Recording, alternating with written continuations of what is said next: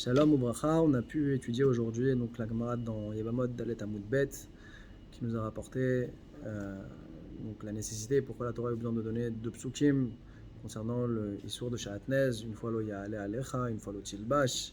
Et on a dit que si on avait que le pasuk de lo Ya'ale Alecha, on aurait dit que même ceux qui vendent des vêtements de Sha'atnez, alors ils n'ont pas le droit de porter, même si c'est pas en tant qu'habit, ce vêtement-là, même s'ils n'ont pas de profit.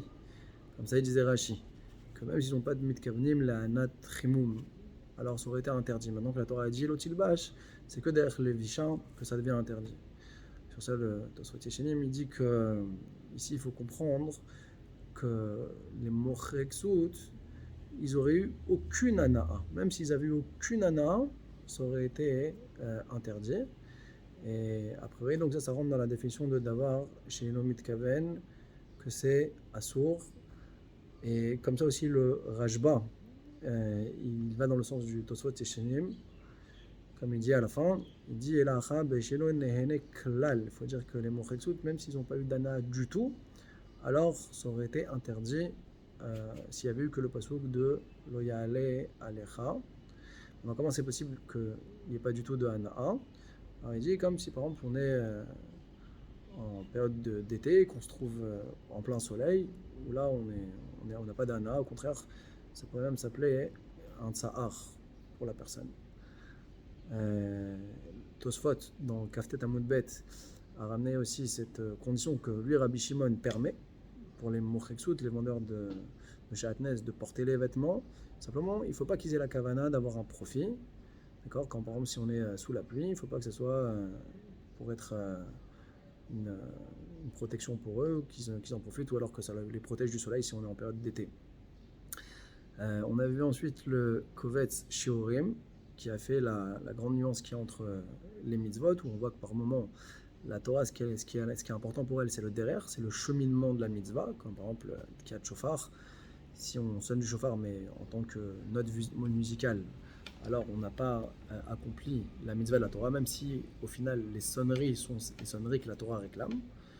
Et parfois on voit que la Torah elle réclame le résultat, comme par exemple Pidyon Shvuyim, où ce qui est important c'est qu'on a réussi à racheter les prisonniers, même si c'est un goy qui a pu être l'intermédiaire de leur délivrance.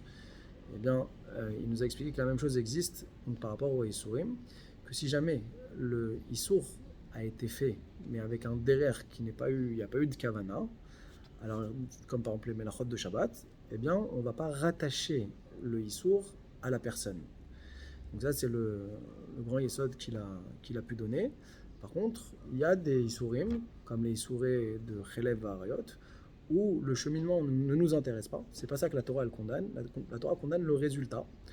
Et c'est pour ça que même si ça a été fait Bederech Mitasek ou d'avoir chez Mitkaven, eh bien c'est pas grave. La Torah elle condamne le résultat. S'il y a eu la Hana'a, c'est interdit.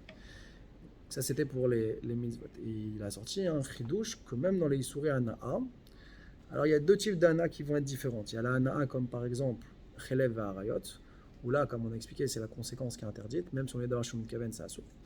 Mais il y a les Issouré Hana en tant que tel, comme par exemple le cas de celui qui vend du Sha'atnez, où le Issour Sha'atnez est un Issour Hana du corps, que le vêtement nous réchauffe.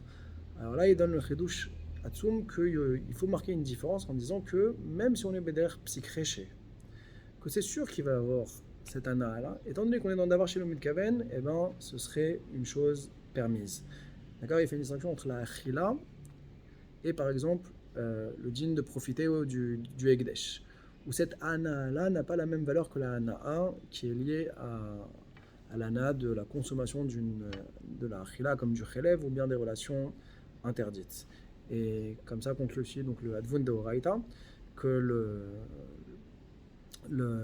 pourquoi d'avoir chez le Mitkaven c'est moutar, parce qu'on ne va pas du tout rattacher l'action de l'homme, on ne va pas lui attribuer cet acte-là. D'accord? On ne le rattache pas à l'homme, et donc c'est comme ça s'était fait de lui-même, et donc c'est ça la raison pourquoi d'avoir chez le Mitkaven moutar pour Rabbi Shimon. Et donc ce serait une svara qui est basée sur la compréhension, comme ce qu'on a dans les mitzvot, ce serait aussi dans les Issourim.